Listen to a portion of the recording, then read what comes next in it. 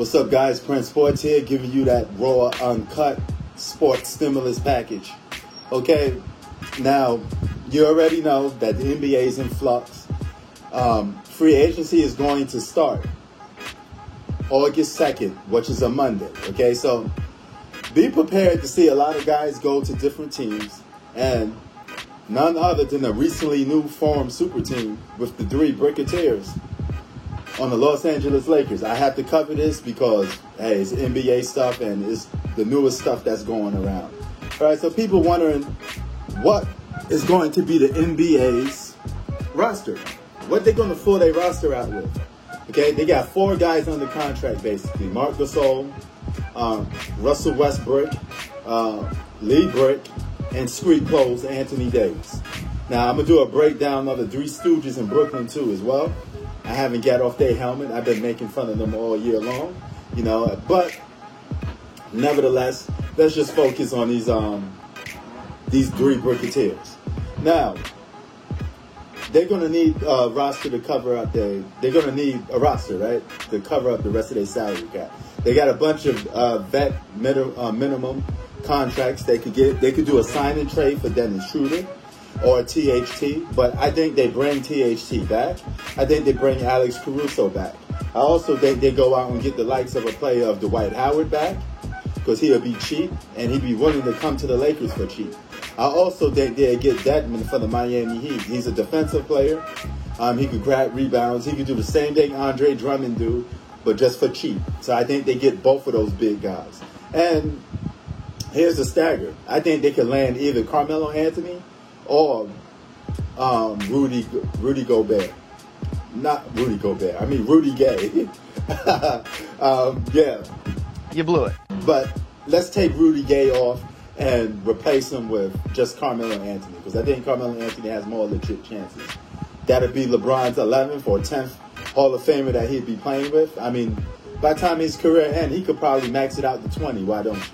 You know, but anyway, I think they'd settle for a guard like Otto Porter Jr.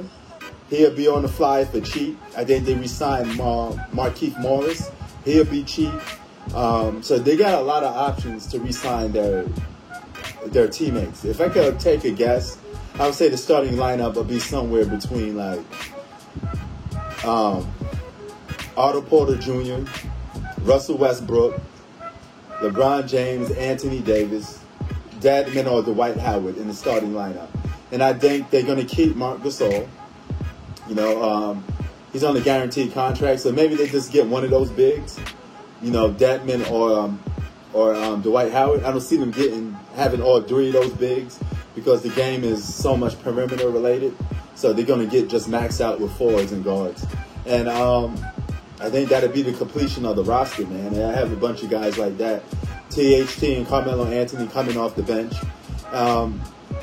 That'd be more than enough talent on your team to win another championship. Dismember your whole roster to win another championship that means absolutely nothing. But nevertheless, it is what it is, okay? They potentially can hang that banner up, and it'd be another worthless championship that nobody really care about. Kind of on the same level of what the Miami Heat championships were, which was kind of worthless. You know, I always say a championship is a championship, but every championship don't have the same meaning. You know, that's completely different. And every championship does not help your legacy, all right, especially as a superstar player. But I'm going to do a breakdown of what the Brooklyn Nets probably most likely going to sign. They got over 7 guys under contract. So those Three Stooges over there, they got guys like Joe Harris. They got, what's this guy name? DeAndre Jordan. They got a bunch of guys that they're most likely going to keep too. But they also need to bring in about 5 to 4 new guys. And, yeah, it's going to be a game of can you top this, as both of those teams steal most of the talent around the league, leaving everybody else just getting the scrap pieces.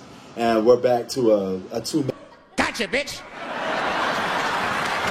And super team with them dominating each conference. And this is funny because it was before a super team with the Golden State Warriors on the Western Conference, and a super team with the Cleveland Cavaliers with LeBron James on the Eastern Conference.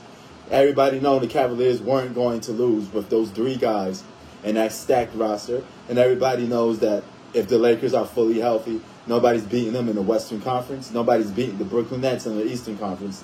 If everybody is fully healthy, of course. Because what super teams do is almost guaranteed you a championship. I don't care what anybody say. It's almost a given free championship. And it takes little to no effort to actually get one.